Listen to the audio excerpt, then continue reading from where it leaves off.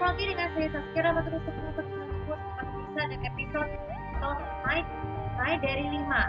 Kali ini saya akan menjelaskan tentang cara memperkenalkan aplikasi namanya LostChain. Oh, ini di sebelumnya ini aku udah setting, udah mutusin tuh buat nggak mau saya Facebook lagi karena saya lihat jadi aku mutusin untuk di bawah aja supaya bisa lebih low. Nanti kalau misalnya sakit saya bisa tiduran di situ, tapi dengan bantalnya di atas itu. Nah, anggapannya wajar pelajaran sih supaya aku tuh bisa ngemet uang walaupun uangku masih 500.000. Nah, tapi kita bisa berhemat juga ya. Ini masih pakai cahaya juga, tapi ini ya. Oke, jadi kita akan mengenai tentang LostChain. Apa itu LostChain itu? Jadi LostChain ini merupakan aplikasi baca bahasa asing terbaik kedua setelah Duolingo. Tapi apa sih perbedaan, apa sih fitur-fiturnya? Jadi ada beberapa 17 materi yang perlu kalian bisa kalian serapin sampai 100%. Nah, jadi kita dimulai dari saya nggak tahu, tapi saya baru pertama kali menggunakannya sejak sebulan lalu untuk bisa bersaing-saing berminggu-minggu. Jadi LostChain itu tuh menghadirkan beberapa fitur bahasa yang lebih banyak dari Duolingo. Karena kan Duolingo tuh kan memumpukan tuh kurang lebih 40 bahasa. Bahasa utama, bahasa daerah dunia ya maksud saya. Nah, tapi kalau LostChain itu lebih banyak bahasanya, jadi bisa berkategori, misalnya di kategori negara Eropa, Asia, Afrika, Amerika, atau bahkan dari Oceania ya. Oceania itu terdiri dari Australia ya. So, jadi apa sih kelebihan dari menggunakan aplikasi LostChain itu? Jadi LostChain itu ada dua tes. Ada tes mengetes bahasa asing dan juga ada mengetes dari misalnya dari Inggris ke bahasa asing ataupun ke bahasa asing dari bahasa Inggris. Itu supaya itu gampang banget untuk dipelajari. Tapi ada juga fitur lainnya yaitu dengan ada yang penulisan bahasa ya.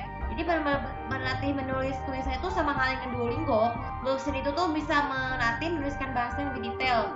Misalnya bahasa tertulis seperti kemarin kan di vlog sebelumnya kan ada yang Duolingo kan ada bahasa yang membutuhkan praktis, ada yang menulis huruf hijaiyah, huruf hangul, huruf Korea, dan juga huruf hangul, huruf pinyin, dan juga hiragana katakana itu kan di Duolingo tadi ya. Tapi kalau di LostChain juga sama, tapi dengan menambahkan tulisan saja dan mencari kata yang sesuai. Nah, jadi kelebihan dari LostChain itu tuh bukan hanya sekedar untuk sampai selesai, tapi dari sini kalau bisa dijawabnya salah bisa remember dengan kata-kata yang sulit untuk pahami itu diulang, tapi penggunaannya itu berulang-ulang kali dibanding kalau Duolingo kan kalau satu materinya selesai kan langsung ke lain. Tapi yang paling banyak itu bahasa Inggris. Saya udah pernah coba yang intermediate Inggris itu baru nyampe bab 6 ya, tadi aku baru selesai ya. Itu ternyata lama banget, ternyata lama sekali, ternyata tuh panjang banget kalau kita menyelesaikannya sampai satu hari itu lama banget. Kalau menyelesaikan 1 jam. Tapi kalau LostChain itu cuma kurang lebih berapa bisa beres. Nah, tadi kalau tadi itu sedangkan Duolingo kalau dikasih kali salah itu hatinya akan berkurang ya. Tapi cara mendapatkan hatinya gimana? Dengan cara berlatih menulis kata-kata yang tadi di bab sebelumnya ya. Nah, jadi selain itu juga LostChain juga berguna untuk mempelajari bahasa detail ya. Biasanya itu kalau Duolingo tidak cukup, tapi dengan bahasa itu bisa lebih serap bahasa apa yang mau kami ucapkan ya. Nah, sebagai penutup dari LostChain itu tuh juga ada tersedia di App Store dan LostChain. Saya udah baru ini, tapi saya nggak bakal langsung ke HP karena kan HP aku kan masih memorinya nggak cukup. Jadi maka dari itu serapkanlah LostChain dan Duolingo sebagai aplikasi yang terbaik untuk belajar bahasa asing. Di saat setelah kita boring habis pekerjaan dan belajar.